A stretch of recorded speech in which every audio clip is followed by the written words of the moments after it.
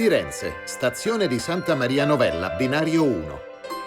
Poche settimane fa è arrivato un treno veramente speciale, perché non proveniva da un'altra città o da un'altra stazione, ma da un'altra epoca.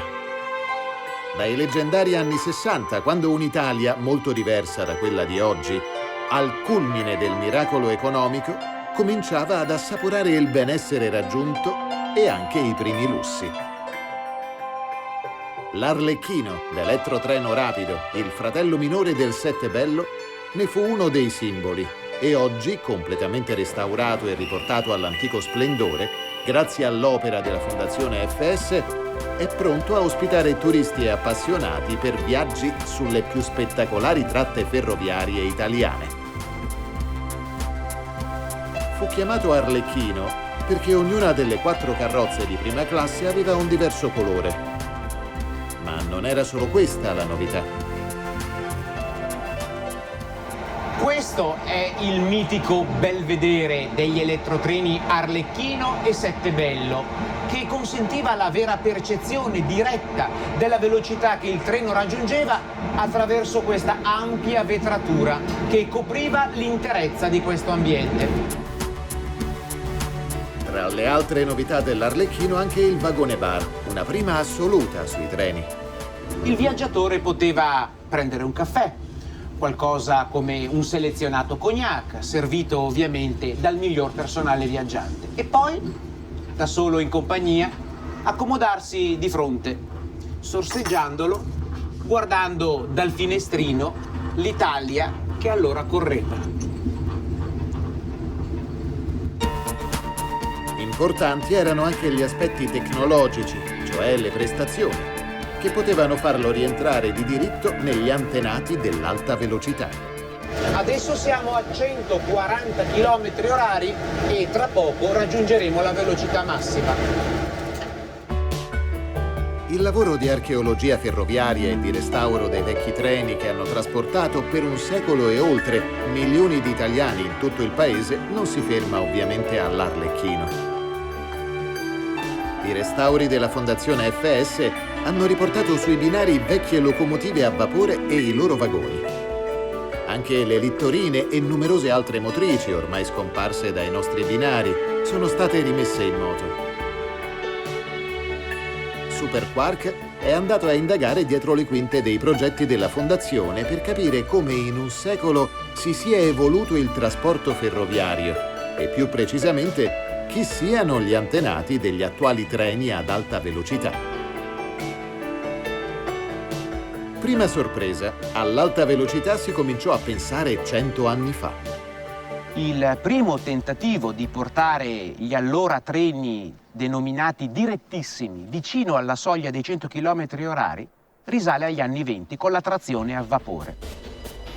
Il tipo di trazione dei treni a vapore, con la locomotiva che trainava una fila di vagoni, non andava però bene per grandi velocità, perché a un certo punto le vibrazioni rischiavano di danneggiare i binari. Serviva qualcosa di completamente diverso. Si pensò di distribuire la trazione sui singoli carrelli, cioè un treno a potenza distribuita. Nasce così l'acronimo di ETR, elettrotreno rapido. Certo, oggi l'elettrotreno muso di vipera in attesa dei restauri sfila tristemente trainato da un trattore agricolo, ma ai suoi tempi, grazie ai motori elettrici che distribuivano la potenza su tutti i carrelli, raggiunse i 203 km/h. Era il 1939, un record assoluto per quei tempi. Divenne celebre anche la figura di colui che guidò il treno quel giorno, il macchinista Cervellati, che al suo arrivo a Milano venne accolto addirittura, si dice, con un mazzo di rose. E siamo arrivati al secondo dopoguerra, i tempi del più famoso antenato della moderna alta velocità, il Sette Bello.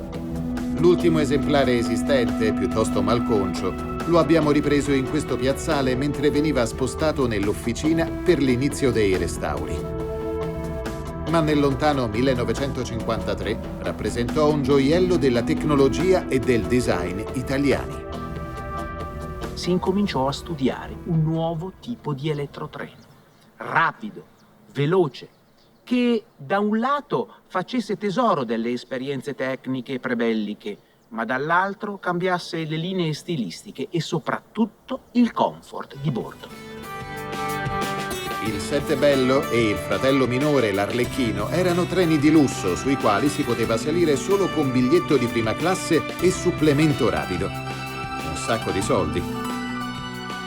Alla fine degli anni 60, l'alta velocità, i rapidi, come si chiamavano allora, si democratizzano. I nuovi elettrotreni hanno carrozze anche di seconda classe. Forse qualcuno si ricorderà dei rapidi come il Marco Polo o il Peloritano. Alcuni esemplari sono in corso di restauro. Fu così che sempre su progettazione degli ingegneri delle ferrovie nascono le ALE 601, proprio quelle che stanno alle mie spalle, delle elettromotrici alleggerite, costruite specificatamente per velocità a 200 km/h. L'albero genealogico dell'alta velocità non sarebbe completo senza un altro elettrotreno, che per il momento non rientra nei progetti di restauro della Fondazione FS. Il Pendolino. Un treno che si inclinava in curva per sollecitare il meno possibile i binari e così raggiungere i 250 km/h anche su una rete ferroviaria non costruita per le alte velocità. Siamo ormai negli anni 90 e in quell'epoca compie i primi passi l'alta velocità che conosciamo oggi. Quella con binari costruiti appositamente per resistere a convogli lanciati a 300 km/h. E in tutta questa evoluzione tecnologica avvenuta in solo 100 anni, uno degli aspetti più importanti ma meno visibile è quello della sicurezza. Ancora sull'Arlecchino erano i semafori rossi o verdi ad indicare ai macchinisti cosa dovevano fare. Ed è per questo che erano in due. Oggi i treni ad alta velocità, come gli aerei, sono sempre in contatto con centrali di controllo che seguono la posizione dei convogli in tempo reale e i comandi arrivano direttamente sulla console dell'unico macchinista e non più dai segnali lungo la linea. Secolo sui binari e di storia tecnologica e industriale italiane, che è possibile rivivere come in un grande museo viaggiante, grazie all'opera di restauro della Fondazione FS.